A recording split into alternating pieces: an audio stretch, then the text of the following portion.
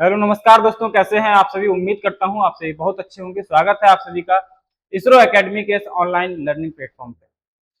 तो अभी विगत दिनों में 2 तारीख से लेकर के 4 तारीख तक यूपी टेट की परीक्षाएं व्यवस्थित तरीके से कंडक्ट कराई गई। अब यूपी टेट की परीक्षाओं में जरा अगर बात करते हैं कि अगर जो पेपर में क्वेश्चंस आए हुए हैं उनका स्तर कैसा था और उन प्रश्नों का जो है वो हल किस प्रकार से था, उसको एनालाइज करने के लिए ये वीडियो आप सभी के लिए बहुत ज्यादा महत्वपूर्ण होने वाली है। आज हम इस वीडियो में जानेंगे कि सारे प्रश्नों को लेकर के जो प्रश्न 2 जुलाई के शिफ्ट 1 में पेपर 2 के लिए जो आपका एग्जाम हुआ है, उसके एग्जाम के अंदर जो आपके क्वेश्चन पूछे गए हैं उन सभी का 1 to 1 सॉल्यूशन और व्यवस्थित तरीके से एक्सप्लेनेशन के साथ हम आगे बढ़ेंगे। चलिए, तो अधिक समय व्यर्थ ना करते हुए सभी साथी सबसे पहले तो एक बार ये बता दें कि आवाज और वीडियो दोनों चीज क्लियर आ रही है या नहीं। ठीक है, अगर क्लियर आ रही है तो इसी के साथ आगे बढ़ते हैं और आगे बढ़ने पर हम देखेंगे कि पहला हमारा कदम क्या होगा। पहला हमारा कदम ये होगा कि भाई देखें पहला हमारा क्वेश्चन आया क्या है। प्रश्न पे सबसे पहले फोकस अगर किया जाए तो प्रश्न पे फोकस करने के साथ साथ हमको यहां पर क्या मिलता है, हमको यहां पर मिलता है, चलिए पहला प्रश्न आपसे पूछा गया है महल शब्द का विपरीतार्थक शब्द क्या है। ठीक, एक बार जरा फोकस करिएगा कि महल शब्द का विपरीतार्थक शब्द क्या है। ठीक, अब इस पे जरा फोकस करेंगे तो आपको एक बात व्यवस्थित तरीके से समझ में आ जानी चाहिए कि जब महल का विपरीतार्थक पूछा गया है तो हवेली पे जब फोकस करोगे, हवेली कोई ऐसा शब्द नहीं होता है जो उसकी विपरीत कोई ऐसा अर्थ प्रकट करता हो, तो कोई ऐसा अर्थ प्रकट नहीं करता। दूसरा शब्द लिखा हुआ है ठोस, तो ठोस से महल का भी कोई संबंध नहीं होता।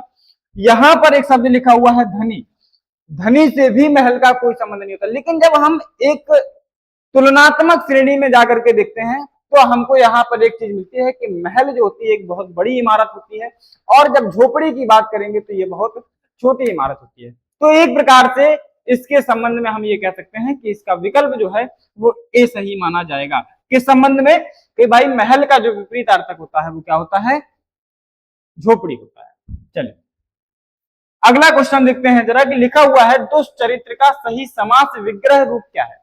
तो दुष्चरित्र का सही समास विग्रह जब चुनोगे तो आपको यहां पर देखने को मिलेगा कि दुह के साथ चरित्र जुड़ा हुआ है। ये संधि से भी जुड़ा हुआ क्वेश्चन आपका यहां मिल गया आपको। ठीक भैया, दुष्चरित्र का मतलब होता है ये जो है निगेटिव उपसर्ग होता है, नकारात्मक उपसर्ग होता है। उपसर्ग का मतलब जो शब्द के आगे लग करके उसके भाव परिवर्तित करता है वो कहलाता है उपसर्ग। ठीक, इतनी बात आपको समझ में आ गई। तो दो का मतलब क्या होता है, ये उपसर्ग जिसके आगे लगा होता है वो बुरा का सेंस रहता है। जैसे एक होता है कर्म, इसके आगे दो लगा दिया जाए तो ये बनता है, जुड़ने के बाद विसर्ग संधि के नियम से ये दुष्कर्म बन जाता है। क्या बनता है, दुष्कर्म, यानी कि बुरा कर्म। किसके सेंस में आया, बुरे के सेंस में आया। इतनी बात आपको समझ में आ गई। तो बुरा है जो चरित्र, ऑप्शन नंबर ए इसका भी बिल्कुल सही जवाब माना जाएगा। इतनी बात क्या आप लोगों को समझ में आई। चलिए इतनी बात समझ में आ गई है तो अगले प्रश्न पर फोकस करते हैं। लिखा हुआ है निम्नलिखित में से संबंध बोधक अव्यय को पहचानिए। निम्नलिखित में से संबंध बोधक अव्यय को पहचानना है। अब संबंध क्या होता है, जो दो चीजों के बीच में संबंध बताएगा। किसके बीच में, दो संज्ञा या सर्वनाम शब्दों के बीच में संबंध बताएगा। एक बात को समझो, एक शब्द को दूसरे शब्द के साथ जोड़ेगा। अब यहां पर लिखा हुआ सच, तो सच क्या हो गया, ये तो एक भाव हो गया भैया। कैसा है, ये सच हो गया। अवश्य, ये भी एक संबंध बोधक अव्यय के रूप में। अव्यय क्या होता है, सबसे पहले तो इसको पहचानो, जिसमें किसी भी हालात में कोई भी परिवर्तन ना हो वो अव्यय कहलाता है। एक प्रकार से क्या, अव्यय को ही अविकारी शब्द कहा जाता है। तो अविकारी का मतलब इसमें कोई विकार ना हो। ठीक, सच से सच्चाई बनाया जा सकता है, अवश्य से आवश्यकता बनाया जा सकता है। अब देखो एक शब्द लिखा हुआ है क्योंकि, क्योंकि तो क्योंकि तो एक आपका अव्यय हो गया। लेकिन अब यहां पर जब बात करोगे कि जहां आपको बताना है संबंध बोधक अव्यय, दो चीजों के बीच में संबंध बताओगे, क्योंकि शब्द जो होता है वो योजक के रूप में प्रयोग होगा। यानी कि दो वाक्यों को जब जोड़ना होगा, दो उपवाक्यों को जब जोड़ना होगा, तब हम क्या करते हैं, ये समुच्चय के रूप में प्रयोग किया जाता है। लेकिन संबंध बोधक की जब बात होगी तो के सामने, के पीछे, के आगे, के बाएं, के दाएं, ये शब्द की प्रयोग करते हैं। और जहां पर लिखा हुआ ऑप्शन नंबर सी में की ओर, ये इसका सही विकल्प माना जाएगा। इतनी बात आपको समझ में आ गई होगी। अगला प्रश्न देखते हैं, उसका सिर खुजलाता है। इसमें पूछा गया है कि कौन सी क्रिया है। अब देखो, बहुत सारे विद्यार्थियों के मन में एक सवाल ये आया होगा कि यहाँ पर सर खुजलाता है, हमने इस वाक्य में क्या क्या जवाब दे दिया, क्योंकि बहुत सारा एक कंफ्यूजन ऐसा बना के जाते हैं कि जहां पर क्या का जवाब मिल जाए या किसको का जवाब मिल जाए वहां पर वह शब्द कर्म का कार्य करेगा। लेकिन आपने कभी ये फोकस किया कि भैया कर्म किसके साथ जुड़ा होगा, वो कहीं ना कहीं कर्ता के साथ जुड़ा होगा। लेकिन यहाँ पे कोई ऐसा कार्य नहीं किया जा रहा है, यहाँ पे क्रिया खाली हो रही है कि उसके सर खुजला रहा है, उसका सिर खुजला रहा है, लेकिन किसी कर्ता के ऊपर कोई प्रभाव नहीं पड़ रहा है। तो इस आधार पे मैंने आपको क्या बताया कि यहाँ पर क्रिया का रूप कौन सा होगा, अनुमति बोधक नहीं हो सकता, आवश्यक अवकाश बोधक भी नहीं हो सकता। अब सकर्मक कैसे होगा, जहां पर कोई आपका जो है कर्मकर्ता के साथ कोई संबंध ही नहीं बता रहा है, और संबंध नहीं बता रहा है, कोई बात नहीं, तो यहाँ पर कौन सा हो जाएगा, अकर्मक क्रिया इस प्रकार से रूप बनता है। ठीक, अगला क्वेश्चन नंबर 35 लिखा हुआ है निह प्लस चल के साथ। इसमें पूछा गया है कि संधि रूप इसका क्या है। अब देखो, आप लोगों को यह पता होना चाहिए किसी वर्ण के यानी कि विसर्ग के पहले, किसके पहले, एक मिनट, आपको यह पता होना चाहिए कि भैया एक नियम विसर्ग संधि का यह कहता है कि विसर्ग के पहले ई की मात्रा हो, उ की मात्रा हो, इसके बाद इस विसर्ग के बाद चा हो या छा हो। यह नियम कहता है कि इस स्थिति में जो परिवर्तन होगा वो विसर्ग को विस्थापित करके, विसर्ग को विस्थापित करके तालव्य सा का निर्माण किया जाता है, वो भी आधे रूप में। एग्री करते उस बात को, आप लोगों ने पढ़ा होगा। अब इस नियम के आधार पर जब देखोगे तो आपको निश्चल में देखोगे तो पूरा यहां पर तालव्य सा है, निचल हो नहीं सकता, निचल निश्चल नहीं हो सकता क्योंकि यहाँ पे मूर्धन्य सा बना हुआ है। लेकिन जब चौथे विकल्प पे फोकस करोगे तो आपको पता चलेगा कि यहाँ तालव्य सा बना हुआ है, वो भी अपने अर्ध रूप में। इतनी बात आपको समझ में आ गई। अब इतनी बात समझ में आ गई तो ये बात आप श्योर कर गए होंगे कि ऑप्शन नंबर डी ही सही होगा क्वेश्चन नंबर 35 का जवाब। इतनी बात समझ गए होंगे। क्वेश्चन नंबर 36 पे आते हैं, चंद्रमा तथा ब्राह्मण के लिए एक शब्द का उपयोग करते हैं, वह कौन सा है। अब देखो, थोड़ा सा अगर हम कहते हैं कि एलिमिनेशन मेथड से, यानी कि बाकी गलत ऑप्शन पे फोकस पहले किया जाए सही ऑप्शन को छोड़ करके, यहां पर देखना जरा कि लिखा हुआ है सागर, लिखा हुआ है श्रेष्ठ। सागर का चंद्रमा से कोई मतलब नहीं है, ब्राह्मण से कोई मतलब नहीं है। श्रेष्ठ का मतलब ब्राह्मण से हो सकता है, लेकिन श्रेष्ठ का मतलब चंद्रमा से नहीं हो सकता। ठीक, वर्ण का मतलब, अब वर्ण का मतलब तो रंग हो सकता है, वर्ण का मतलब एक अक्षर हो सकता है, लेकिन दोनों में वर्ण का मतलब कुल हो सकता है। लेकिन इसमें से तो अगर ब्राह्मण के साथ जोड़ा जाए तो ये एग्री करता है, लेकिन चंद्रमा के साथ एग्री नहीं करता। ठीक, अब देखोगे द्विज जो होता है, द्विज जो होता है वो ब्राह्मण को भी कहा जाता है और चंद्रमा को भी कहा जाता है। ठीक, इतनी बात आपको समझ में आ गई तो ऑप्शन नंबर ए ही इसका सही जवाब माना जाएगा। अब 37वां प्रश्न पूछा गया है, त्रा व्यंजन किन दो व्यंजन वर्णों के साथ मिलकर के बनता है। चलो, बहुत साधारण सा सवाल है, हमको लग रहा है इस पेपर का स्तर बहुत ज्यादा कठिन नहीं था, बहुत साधारण प्रश्न है, बहुत साधारण।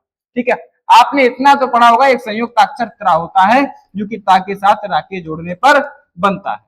इतनी सी साधारण बात करता हूँ, इसमें किसी भी प्रकार की गलतियां नहीं हुई होंगी, ये उम्मीद मैं करता हूँ। ठीक है, ऑप्शन नंबर बी इसका बिल्कुल सही जवाब माना जाएगा। अगला प्रश्न आपके सामने है, लिखा हुआ है मेघ का समानार्थी क्या होता है। अब भैया आपको अगर इतना नहीं पता कि मेघ क्या होता है, मेघ का मतलब होता है बादल। ठीक, मेघ का मतलब क्या होता है, बादल। तो गगन नहीं हो सकता, बिल्कुल गलत, हवा भी नहीं हो सकता, पानी भी नहीं हो सकता, इसका तो सही अर्थ बादल ही होगा। ऑप्शन नंबर बी इसका भी सही जवाब माना जाएगा। इतनी बात आपको समझ में आ गई होगी। चलिए अब देखते हैं, अगले प्रश्न पर फोकस करेंगे कि अगले जो है आगे आपके पास कौन कौन से प्रश्नों,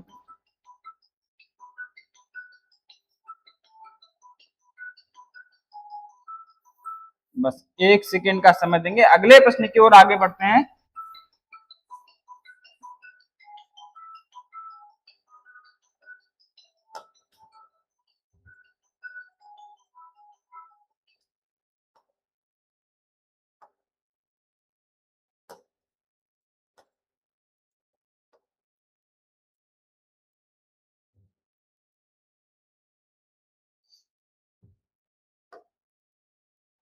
चलिए,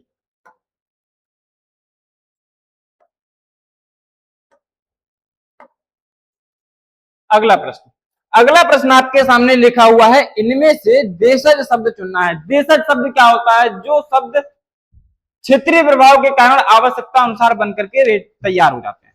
इतनी बात समझ गए होंगे। आवश्यकता अनुसार जो शब्द बनकर के तैयार होंगे वो देशज शब्द कहलाते हैं। अब यहाँ पर देखो, वृक्ष जो होता है वो एक संस्कृत भाषा का शब्द है। नेत्र जो है वो भी आपका संस्कृत भाषा का, यानी कि ये भी एक तत्सम शब्द के रूप में, कृष्ण भी एक तत्सम शब्द के रूप में। लेकिन जब देखो कि गड़बड़, ये किसी भाषा का कोई ऐसा शब्द नहीं है जिसको मानक शब्द माना गया है। मानक शब्द नहीं हो, और जो मानक शब्द नहीं होगा वो कैसा होगा? वो आपका कहलाएगा देशज शब्द। यानी कि ऑप्शन नंबर ए इसका भी सही जवाब होगा। अब प्रश्न पर आते हैं। प्रश्न नंबर लिखा हुआ है 40। प्रश्न नंबर 40 में लिखा हुआ है, क्या दंत का तद्भव रूप आप बता सकते हैं?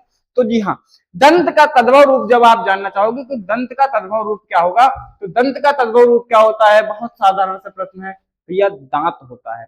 दंतव्य नहीं हो सकता, इसके बाद दंतुर नहीं हो सकता, दंत कथा भी नहीं हो सकता। हर चीज का अलग अर्थ है, लेकिन दांत यहाँ पर लिखा हुआ है, दंत का साधारण अर्थ जो होता है वो दांत से संपर्क होता है।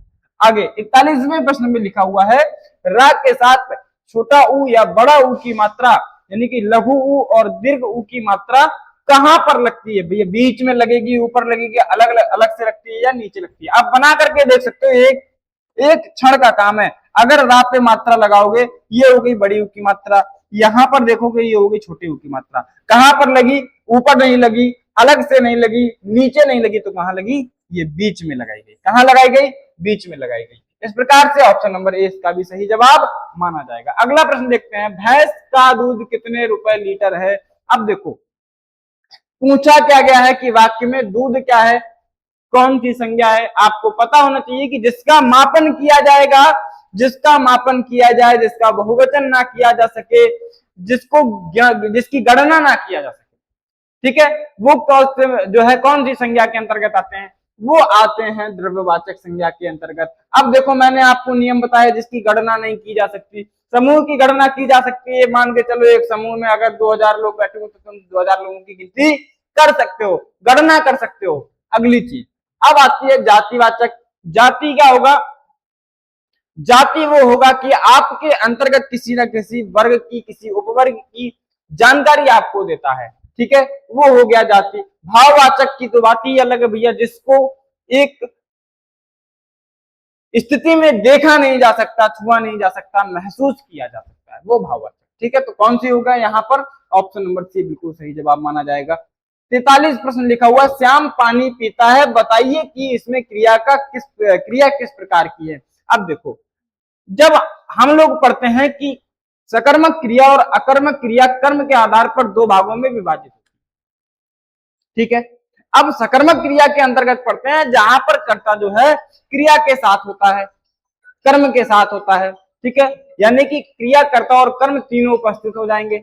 एक बात को समझेंगे, जहां पर सकर्मक होगा वहां सकर्मक में दो भेदों के अंतर्गत उसको भी पढ़ते हैं, एक कर्मक सकर्मक और द्वि कर्मक सकर्मक। यहां पर जब बात करोगे कि आपको पता चला कि श्याम एक क्रिया कर रहा है, देखो करता है, वो क्रिया कर रहा है, वो पी रहा है, यानी कि पीना क्रिया हुई, लेकिन क्या पीता है? ये जो क्या लगता है, ये कर्ता के बाद क्रिया के पूर्व बीच में लगता है। इसका जवाब आपको मिल गया कि वह पानी पीता है।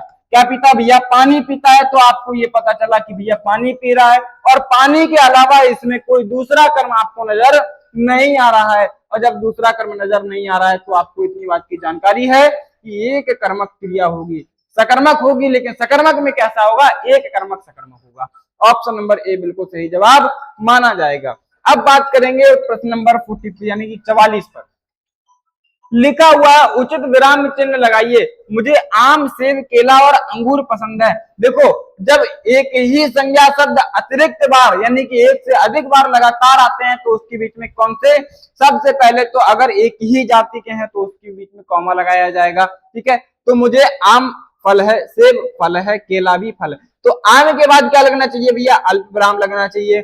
सेब के बाद भी अल्प विराम लगना चाहिए। अब जहां पर और लग गया वहां पर कोई चिन्ह नहीं लगेगा। और जो होता है वो तो योजक के रूप में दो संज्ञा शब्दों को जोड़ रहा है यहाँ पर, ठीक है, तो इसके रूप में प्रयोग किया जाएगा। अंगूर पसंद है, तो देखो जहां पर आम, सेब और यहाँ पर आम और सेब के बीच में जहां लगा हो अल्प विराम, अल्प विराम का मतलब कॉमा, यहाँ देखो यहाँ पर आम के बाद नहीं लगा लेकिन सेब के बाद लगा, गलत हो गया। यहाँ पर आम सेब और केला, आम सेब केला और अंगूर पसंद है। तो ऑप्शन नंबर बी पर जब फोकस करोगे तो आपको एकदम जो है बिल्कुल उचित विराम चिन्हों के साथ ये वाक्य बनाया गया है। तो यानी कि ऑप्शन नंबर बी इसका बिल्कुल सही जवाब माना जाएगा। इतनी बात आपको समझ में आ गई। इतनी बात अगर समझ में आ गई तो अगला प्रश्न जरा देखो, 45 में लिखा हुआ तरंग और तुरंग में युग्म शब्दों का सही अर्थ चयन करना है। देखो तुरंग जब आप देखते हो तो घोड़े को कहा जाता है, इतनी बात आपको समझ में आ गई। तरंग क्या होता है, लहर को कहा जाता है, इतनी बात भी समझ में आ गई। तो ये बिना यहाँ पर समय को गवाए हुए, बिना समय को व्यतीत किए हुए आपको बस इतना बात को समझ लेना है कि यहाँ पर क्या होगा कि आपको एक बात समझ में आ गई है, लहर का मतलब तरंग हो गया और तुरंग का मतलब हो गया अश्व यानी कि घोड़ा। तो ऑप्शन नंबर डी जो है वो बिल्कुल सही जवाब माना जाएगा।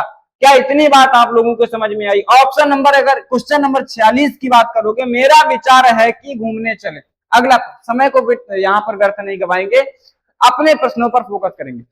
मेरा विचार है कि आज घूमने चलें। वाक्य में यह कौन सा वाक्य है? मिश्र वाक्य, संयुक्त वाक्य, प्रश्नार्थक है या सरल वाक्य? देखो सरल वाक्य तो नहीं हो सकता क्योंकि यहाँ पर एक पद लगा हुआ की और इसके बाद दूसरे वाक्य को जोड़ा गया है। चलिए अब बात करेंगे संयुक्त वाक्य के बारे में। संयुक्त वाक्य के बारे में बात करते हैं तो दो साधारण और सरल वाक्यों को जोड़ करके बनाया जा सकता है। देखो मेरा विचार है, जहां पर एक आश्रित वाक्य मुख्य वाक्य पर डिपेंड हो जाएगा, आधारित हो जाएगा, वहां पर मिश्र वाक्य की संयुक्त संरचना होगी। ठीक है, एक बात को समझ गए कि यहाँ पर लिखा हुआ है मेरा विचार है, तो क्या विचार है? ये आश्रित हो गया दूसरे पे। इस प्रकार से जो गणना होती है, इस प्रकार से जो संरचना होगी वो क्या होगा? वो मिश्र वाक्य के रूप में प्रयोग होता है, यानी कि आपका ऑप्शन नंबर ए बिल्कुल सही माना जाएगा। अब 47वां क्वेश्चन लिखा हुआ चुल्लू भर पानी में डूब मरना, इस मुहावरे का अर्थ क्या है? देखो इस मुहावरे का अर्थ क्या है? कम पानी में डुबकी मारना? बिल्कुल नहीं, ये तो बहुत, यानी कि अपने माता पिता से भी बहुत सारे सभी बच्चों ने अक्सर ये मुहावरा सुना होगा, तुम चुल्लू भर पानी में डूब मरो। कहने का मतलब क्या है कि तुम शर्म का अनुभव करो, यानी कि अपने ऊपर शर्म करो कि तुम ऐसा काम किए हो या ऐसा करते हो, ऐसा नहीं करते हो। क्या इतनी बात आप लोगों के समझ में आई?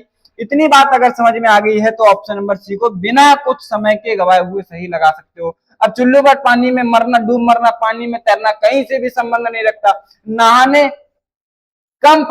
में कम पानी इस्तेमाल करना ये भी बिल्कुल गलत हो गया। ठीक है, इतनी बात आप लोगों के समझ में आ गई होगी कि इन प्रश्नों के जो जवाब हैं वो किस प्रकार से सही है और कौन सा जवाब एकदम परफेक्ट है और वो कैसे। ठीक, अब चलते हैं हम लोग अगले प्रश्न के बारे में, यानी कि आगे के प्रश्नों पर फोकस करेंगे।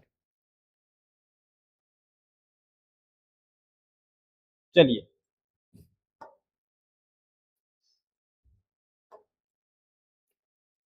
आगे के प्रश्नों पर अगर हम लोग फोकस करना चाहें तो हमको यहां पर मिलता है प्रश्न नंबर 48, मेज पर पुस्तक रखी है।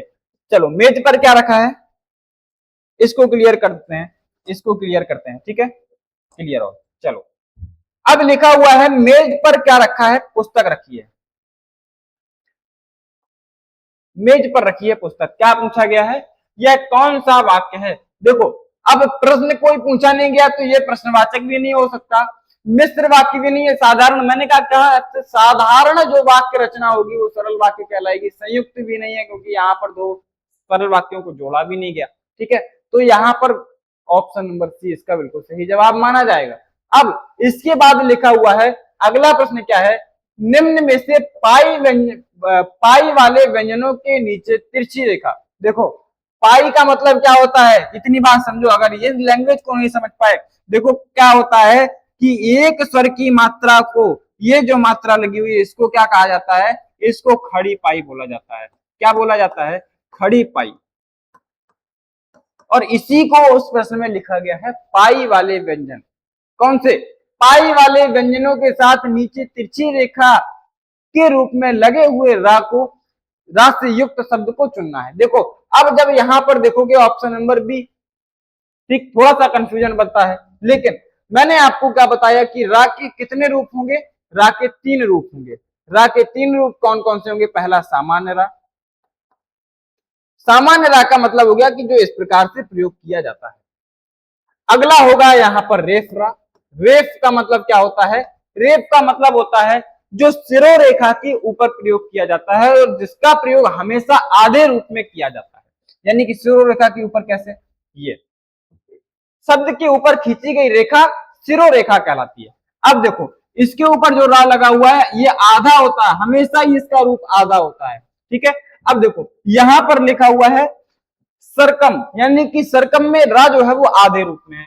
तीसरा रा जो होता है उसको बोला जाता है पदेन रा।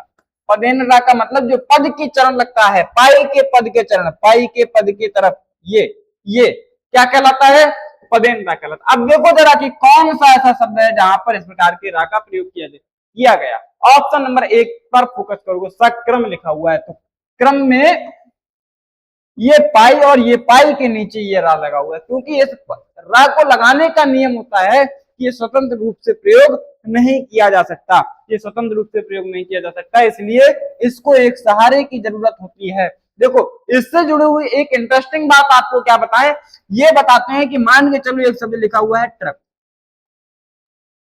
अब बताओ कि इसमें कौन सा रा लगा हुआ है, कभी रा का ये वाला कोई रूप देखे हो क्या, ये कौन सा रूप होता है, ये पदेन राही है। इस बात को नोट करना, ये पदेन राही है क्योंकि इस राग को लगाने का एक नियम होता है कि कभी भी स्वतंत्र रूप से नहीं लगाया जाएगा। इस तरफ करके जो लगाया गया ये रा हो गया, इसके सहारे के लिए जो ये लाइन लगाई गई ये हो गई आपकी पाई।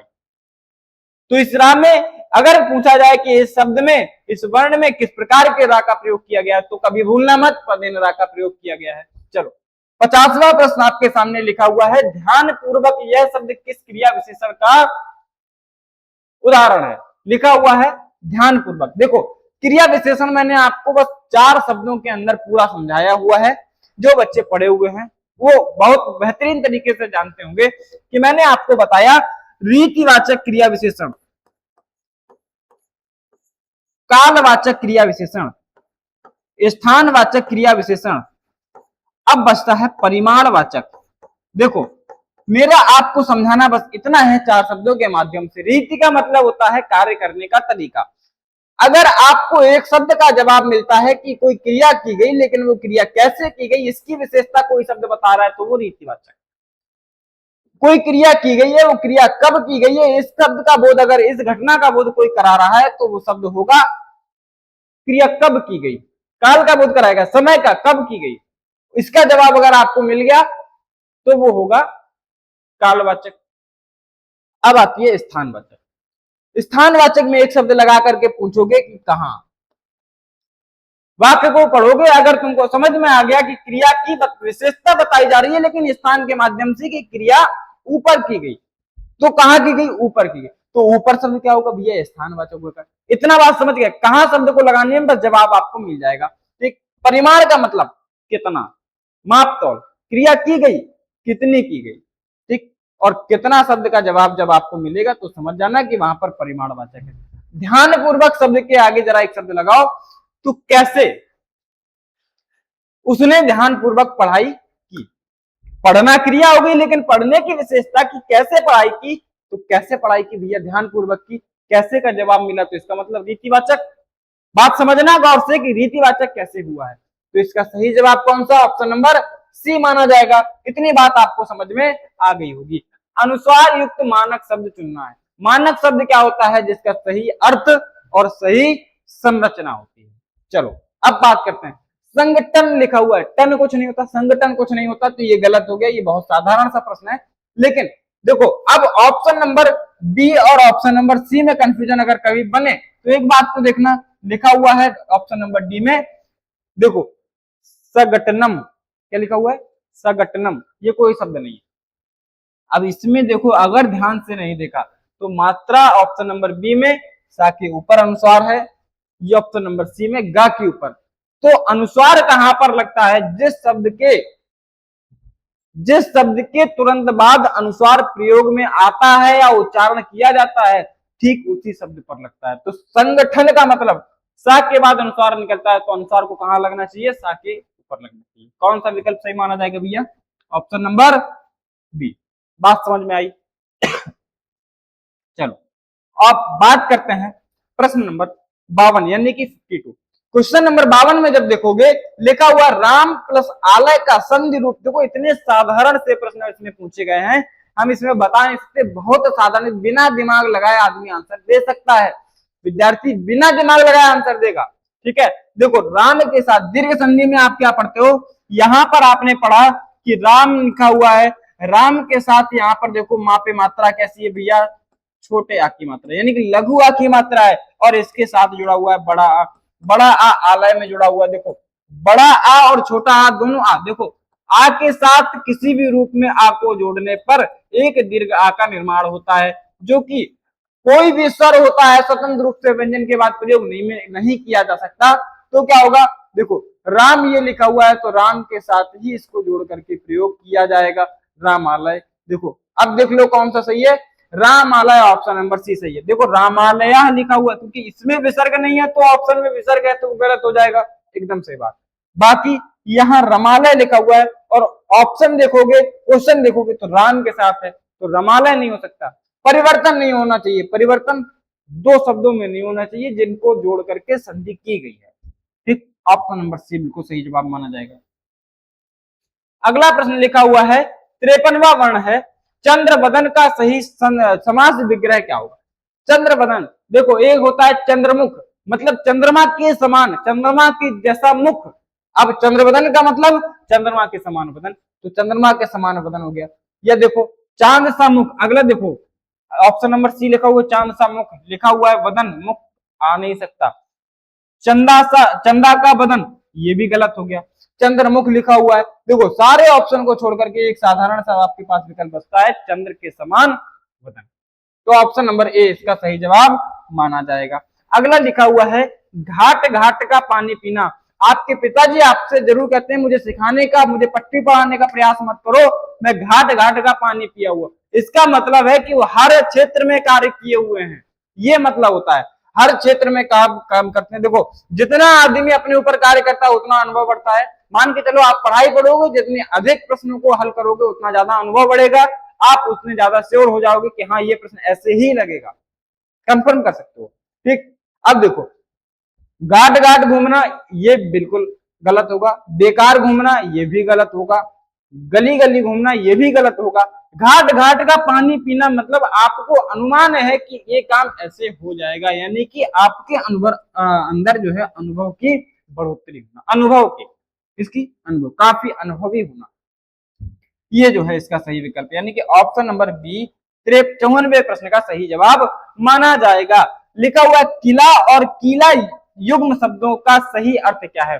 बहुत अच्छा प्रश्न, बहुत शानदार पूछा गया है। किला और कीला में, कीला क्या होता है, लोहे की एक नुकीली छड़, और इसके बाद किला क्या होता है, किला का मतलब आप समझ गए महल, एक महल को किला कहा जाता है। ठीक, चलो इसमें लिखा हुआ समय और कील, गलत हो गया। अगला कीड़ा और मच्छर, दोनों ही गलत हो गए। इसके बाद लिखा हुआ है कीट और पतंग, ये भी गलत हो गए। लिखा हुआ है दुर्ग, दुर्ग एक महल का पर्यायवाची होता है, इतना याद रखना, दुर्ग क्या होता है, महल का पर्यायवाची होता है। लोहे या अन्य धातु की बनी कील, उसको कीला कहा जाता है। ठीक, तो बहुत साधारण सा प्रश्न है, इतना डिस्कशन करने की आवश्यकता ही नहीं थी। ऑप्शन नंबर डी बिल्कुल सही। 56 नंबर देखो लिखा हुआ है निम्न में अर्धविराम का प्रयोग कहां किया जाता है। देखो अर्धविराम किया जाता है उस समय पे जहां पर एक वाक्य को बोलने के बाद थोड़ा विराम लेकर के फिर अगले वाक्य की शुरुआत करना हो, वहां पर अर्धविराम लगाया जाता है। ठीक, राम स्कूल गया, श्याम घर पर रहा। देखो राम स्कूल गया, ये वाक्य कंप्लीट हो गया, इसके बाद तुमको बोलना क्या है कि श्याम घर पर रहा। इन दोनों वाक्यों के बीच में जो विराम लगाया गया है, जो विराम लगा है, वो अल्प विराम नहीं है, अल्प विराम नहीं होगा, वो अर्ध विराम होगा, यानी कि अल्प विराम से थोड़ा सा अधिक समय के लिए रुकना, वो अर्ध विराम कहा जाता है। ठीक है, अब देखो आपसे कहा जाए कि राम स्कूल चला गया, राम स्कूल चला गया। अब देखो यहां पर ये वाक्य आपको समझ में आ रहा है कि पूरी तरह परफेक्ट कंप्लीट हो चुका है, पूरी तरह। अब जब कंप्लीट हो जाएगा तो यहां पर अर्धविराम भी नहीं लगेगा, अल्प विराम भी नहीं लगेगा, यहां क्या लगेगा, पूर्ण विराम। ये पूरा वाक्य जब समाप्त होता है तो पूर्ण विराम का प्रयोग, आधे वाक्य पर समाप्त होता है, आधे रूप में, यानी कि उसके आगे कुछ बोलना चाहते हो तब यहां पर प्रयोग किया जाता है अर्धविराम, यानी कि इसका भी ऑप्शन नंबर ए बिल्कुल सही जवाब होगा। देखो राम श्याम मोहन, देखो राम श्याम मोहन, श्याम के बाद अर्धविराम नहीं लगाया जा सकता, इसके बाद आपको अल्पविराम ही लगाना होगा क्योंकि तीनों संज्ञा शब्द हैं और जातिवाचक नहीं है। राम श्याम मोहन इसके बीच में नहीं होगा, अर्धविराम नहीं लगा हुआ है, ये भी गलत। और मोहन के बाद फिर अर्धविराम नहीं लगाया जा सकता क्योंकि आगे वाक्य अभी कंप्लीट नहीं हुआ है पहला। ठीक, यहां पर भी इसी प्रकार की गलती की गई। ये सभी विकल्प गलत होते हुए ऑप्शन नंबर ए बिल्कुल सही जवाब माना जाएगा। इतनी बात आपको समझ में आ गई। और अगला प्रश्न हम लोग देखते हैं ऑप्शन नंबर क्वेश्चन नंबर 57। संयुक्ताक्षर शब्दों में व्यंजन के बीच क्या नहीं हो सकता। अब एक संयुक्ताक्षर बना करके देख लो। मान के चलो त्रा आपने यहाँ पर बनाया था, तो त्रा का यहाँ पर विच्छेद करो, ता के साथ आपको मिलता है रा। देखो दो वर्णों के बीच में आपको क्या नहीं मिला, किसी प्रकार का स्वर नहीं मिला। अगर स्वर निकालना चाहो तो रा को आधा करके अंत में निकाल सकते हो, लेकिन इसके मध्य में नहीं निकाल सकते।